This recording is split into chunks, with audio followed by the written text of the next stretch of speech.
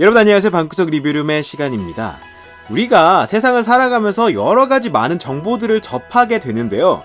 그러한 정보를 처리하는 두뇌는 이 좌뇌와 우뇌가 서로 다른 방식으로 처리한다고 해요. 이 좌뇌는 좀 더 논리적인 그런 영역으로 담당을 하고, 우뇌는 예술적이고 감성적인 방식으로 정보를 담당한다고 하는데, 이 두 가지의 역할과 기능들을 섞어서 정보를 받아들이고 처리하는 방식을 키우면요, 보다 효율적으로 기억을 조직하고 남길 수가 있다고 합니다. 그런 감성적인 면과 이성적인 면을 조합할 수 있는 아주 훌륭한 방식이 마인드맵입니다. 하나의 생각의 지도를 만들어내는 거죠. 자, 보시면 이렇게 제가 마인드맵을 한번 펼쳐본 건데, 흐름을 통해서 정리를 해놨어요. 이런 작업들은요, iOS에서 굉장히 훌륭한 마인드맵 어플인 마인드노드 5라는 걸로 작업을 했는데요. 와, 진짜 제가 써보니까 기능들이 체계적인데다가 사용하기가 굉장히 편리하더라고요. 오늘은 마인드노드 5에 대해서 여러분들에게 알려드리도록 하겠습니다. 이 앱은요, 아이폰, 아이패드, 그리고 맥 버전도 존재하고요, 2주 동안 무료 사용을 할 수가 있고요, 2주가 지난 후에는 정식 버전을 구입해야 되는데 16.49달러입니다. 자, 그럼 바로 앱을 실행해서 기능에 대해서 하나하나 알아보도록 하겠습니다. 자, 앱을 켰습니다. 먼저 실행하시는 분들은 가벼운 튜토리얼이 나올 건데, 기본적으로 한번 실행해 놓고 나시면은 파일 관리 화면이 먼저 뜨기 때문에 도큐멘트를 생성해서 여러가지 마인드맵을 시작하게 되는 방식입니다. 빠른 생성도 가능합니다. 여기 번개 표시를 누르면 키워드를 바로 입력해서 시작하는 것도 가능해요. 저는 일반적인 방식으로 먼저 시작을 해볼게요. 자, 도큐멘트 생성을 해줍니다. 그러면 바로 이렇게 새로운 마인드맵 문서가 열리는 걸 알 수가 있습니다. 마인드맵이라는 거 기본적으로 어떤 중심 생각이 있고 여러가지 떠오르는 생각들을 가지치기 해나간다고 생각하면 되는 거죠. 여기 있는 네모난 칸은요, 메인 노드라고 불러요. 이 메인 노드를 통해서 이제 시작하면 됩니다. 더블 탭을 해서요, 여러분이 생각을 펼치고 싶은 주제를 입력해 주는 거죠. 자기소개라고 해보겠습니다. 자, 이렇게 자기소개라는 중심 노드를 만들게 되면요, 첫 발을 내디딘 겁니다. 이렇게 칸을 늘렸다 줄일 수도 있고요, 이제 플러스를 통해서 가지를 쳐나가게 되는 겁니다. 오른쪽 아래에 보면 지금 인스펙터를 볼 수가 있는데, 이 인스펙터를 통해서 이 개별 노드의 스타일도 바꿔줄 수 있고요, 여러가지 액션들을 지정해 줄 수가 있습니다. 이 더하기와 좌우로 뻗어나가는 게 있는데, 이거는 또 다른 메인 노드들을 만들어주는 겁니다. 핵심 아이템이라고 생각하면 돼요. 여러가지를 더 만들어줄 수가 있는 거죠. 가족관계라든지, 여기 바로 단축키가 뜨기 때문에 바로바로 추가해 나갈 수가 있어요. 취미라든지 인생의 목표라든지, 이렇게 생각나는 아이템들, 메인 노드들을 여러 개 일단 만들어주고 시작하는 방법도 가능합니다. 시각적인, 감성적인 느낌을 부여해주면 더 효율적이라고 해요. 그렇기 때문에 그림 모양을 누르시면 기본적으로 내장된 수많은 아이콘들을 통해서 시각화할 수 있습니다. 자, 예를 들어서 저는 이 아이콘을 터치를 해보겠습니다. 그럼 이렇게 자기가 좋아하는 아이콘이 삽입이 되겠죠. 그 외에 사진 탭을 눌러서 사진을 집어넣는 것도 가능하고요, 이렇게 흑백으로 바꿔서 넣을 수도 있습니다. 또한 iOS 11에 드래그 앤 드롭을 지원하고 있기 때문에 이게 마음에 드네 하면 이렇게 꾹 눌러서 드래그해서 바로 아이콘을 삽입하는 것도 가능하기 때문에 굉장히 편리하게 사용할 수가 있죠. 줄이시거나 해서 보기 편하게 만들어줄 수가 있습니다. 그럼 메인 노드가 이렇게 예쁘게 꾸며졌죠? 자, 다시 인스펙터를 확장시켜서요, 이 오른쪽에 메모란을 통해서 자세한 내용들을 본인이 알기 쉽게 적어줄 수가 있습니다. 내가 기억을 하고 싶은 내용을 적어줄 수가 있습니다.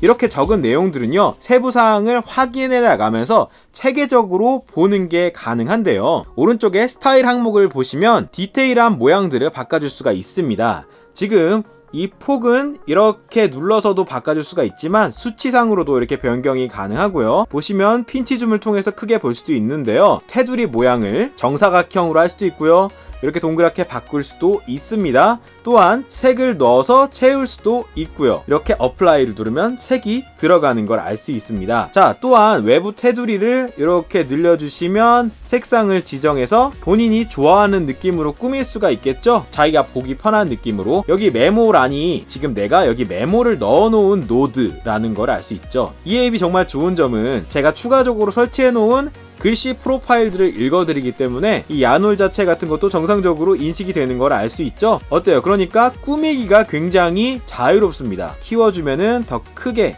볼 수가 있겠죠. 이렇게 컨텐츠에 따라서 모양이 조금 안 맞는다, 좀 더 예쁘게 정렬이 됐으면 좋겠다 라고 생각할 수 있는데, 액션 항목으로 가시면요, 컨텐츠에 맞게 크기 조정을 누르면 이렇게 자동으로 정렬을 해줍니다. 또 이렇게 퀵 룩이 있어서 바로 내부 내용을 크게 확인해 보는 것도 가능합니다. 자, 이렇게 메인 노드를 꾸몄어요.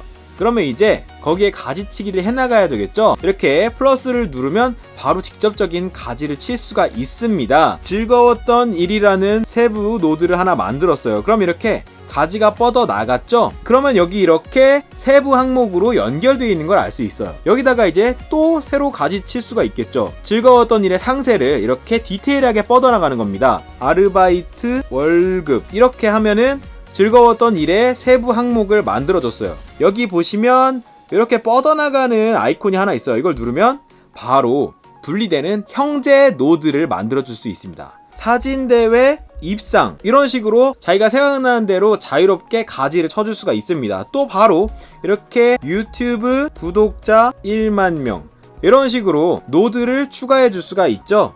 이런 가지를 계속 뻗어나가는 건데, 이 가지도 아까 메인 노드에서 했던 것처럼 스타일을 지정해 줄 수가 있습니다. 네모를 쳐주는 것도 이렇게 가능해요. 본인이 시각화시키기 좋은 대로 하면 되는 겁니다. 예를 들어서 즐거운 일에도 좀 아이콘을 넣어 볼게요. 그러면 이렇게 좋아요 아이콘을 넣는다든지 본인이 시각화시키기 좋은 방식으로 꾸며나가는 겁니다. 이 즐거웠던 일 말고 그러면 슬픈 일도 있었을 텐데, 똑같은 방식으로 이 항목에 가지를 치면은 메인 노드에서 다른 색깔이 뻗어나오는 걸 알 수 있습니다. 즐거웠던 일과는 다른 종류의 일이 되겠죠. 슬펐던 일, 이런 식으로 단계별로 가지 쳐 나갈 수 있는 겁니다. 물론 이런 색깔들은요, 선택을 해주셔서 이 스타일 항목에서 얼마든지 가지 색상을 변경해주면 되는 겁니다. 이렇게 예를 들어서 노란색으로 바꿔준다든지 본인이 좋아하는 방식으로 꾸미면 돼요. 그리고 또 화면을 방해한다고 생각하면 이렇게 내려서 레이아웃을 배열해 줄 수가 있습니다. 그리고 또 생각을 계속 펼치다 보면은 정리가 좀 될 거예요.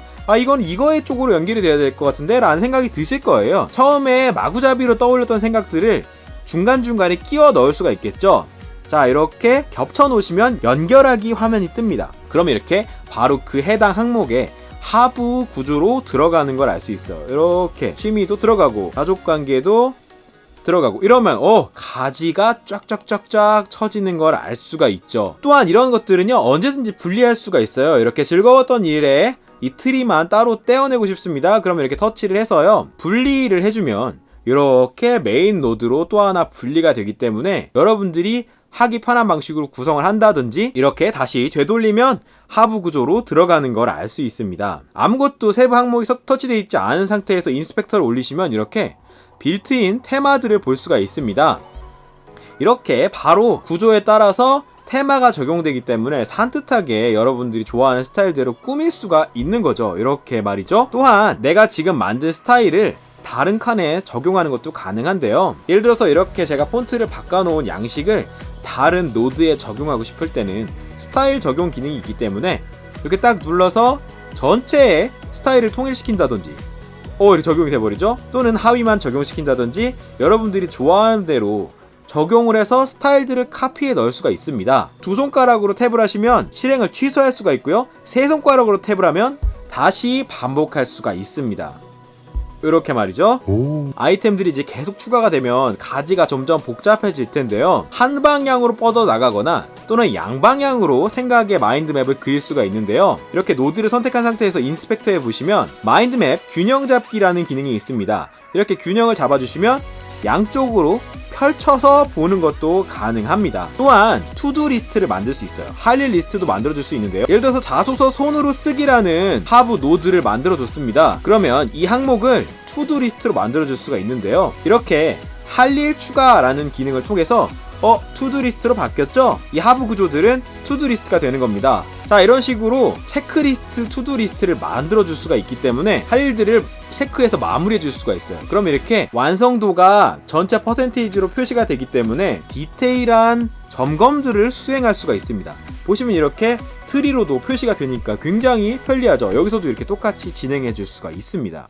이렇게 내용들이 많아지면 한 번에 보는 것도 힘들 텐데요. 이렇게 백그라운드를 터치하면 확대 축소하여 맞추기 기능이 있습니다. 그러면 전체 내용을 한 번에 보여줘요. 이렇게 디테일하게 보다가도 백그라운드를 눌러서 확대 축소해서 맞추기 하면 전체 구조를 한꺼번에 볼 수가 있고요. 이렇게 내용이 너무 많으면 요약 내용을 접어서 보이지 않는 것도 가능하고요. 전체를 깔끔하게 보는 기능도 있습니다. 또한 이렇게 특정 내용들만 접어서 이렇게 접으면요, 보다 효율적으로 여러분들이 집중하고 싶은 내용의 마인드맵만 꾸려 나가든지 하는 부분이 가능합니다. 직접적인 관련이 없는데 생각나는 것들을 연결해 줄 수도 있어요. 지금 이렇게 보시면 이렇게 연결해 놓은 걸 알 수 있죠? 이렇게 연결하려면 액션 항목에 보시면 연결 생성이 있습니다. 그러면 생각이 연결될 것 같은 내용들을 탭을 해주시면 이렇게 점선이 쭉 연결이 되었죠. 이런 점선은요, 커브를 줘서 내용을 가리지 않게 볼 수도 있고요. 얼마든지 본인이 좋아하는 스타일대로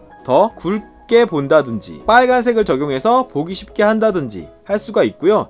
무슨 내용의 연결인지를 지정해 줄 수가 있잖아요. 그러니까 액션 탭에서 제목 편집을 누르면요, 참고사항, 어떤 내용으로 내가 연결했는지 확인하면서 볼 수가 있습니다. 또한 이렇게 기억해두고 싶은 내용에 링크를 달아줄 수가 있어요. 이렇게 바로 누르면 링크를 열어주기 때문에 바로 웹페이지로 연결해 주거든요. 이런 식으로 웹페이지를 이동할 수가 있는데, 노드에 가서 액션 항목에 링크 추가를 눌러주시면요, 언제든지 참고할 수가 있게 만들 수가 있습니다. 또 이러한 분류들은 자동으로 정렬이 되는데, 이렇게 눌러서 움직여도 위치는 바꿀 수 있지만 디테일하게 내가 원하는 방식대로 정렬을 바꿀 수는 없어요. 이렇게 방향 정도는 바꿔줄 수가 있는데, 레이아웃을 디자인하고 싶습니다 하면 이렇게 스타일 탭의 아래쪽에 수동 정렬 기능이 있기 때문에 여러분이 하나하나 디자인 위치를 정해주는 것도 가능합니다. 그런데 이러한 마인드맵은요, 가지치기처럼 곡선 형태로 뻗어나가는 게 나는 그게 싫다, 나는 단계적으로 직선적인 디자인을 원한다 하면 스타일 항목에서 이렇게 가지 유형을 직선으로 바꾸시면 반듯하게 뻗어나가는 가지로도 볼 수가 있기 때문에 여러분들이 좋아하는 스타일에 맞춰서 마인드맵을 디자인할 수가 있습니다. 어때요? 정말 좋은 기능들이 엄청나게 많이 있죠? 세세하게 여러분들이 좋아하는 걸 만들 수가 있는데요. 이렇게 만든 마인드맵은요, 언제든지 요약 화면에서 검색을 해서 필요한 부분만 찾아보면 편리합니다. 자, 이렇게 해서 여러분의 마인드맵이 완성이 되면요, 이렇게 메인 화면으로 나가기를 통해서 프로젝트를 관리할 수가 있는데요, 이미지 보드를 통해서 여러분이 좋아하는 스타일을 꾸민다든지 마인드맵이 아니더라도 다른 방식으로 활용하는 것도 가능하고요. 이렇게 지하철 노선도 같은 것도 손쉽게 만들어낼 수가 있습니다. 또 이렇게 메인으로 나간 상태는 자동으로 아이클라우드를 통해서 연동이 돼요. 프로젝트 내용이 그대로 아이폰을 통해서도 똑같이 연동이 되는 걸 알 수 있습니다.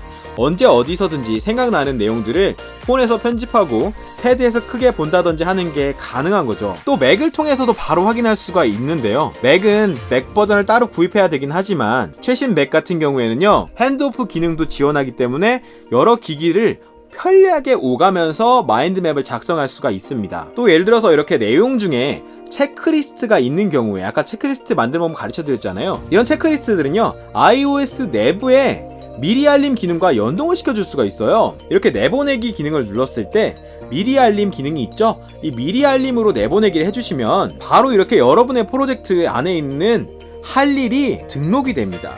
또 좋은 점이 뭐냐면 이 두 개는 서로 연동을 해요. 그래서 할 일들을 이렇게 등록을 마쳤죠? 그리고 앱으로 돌아가 보면요, 이렇게 똑같이 연동이 되고 있기 때문에 양방향으로 할 일 관리를 할 수 있는 큰 장점도 있습니다.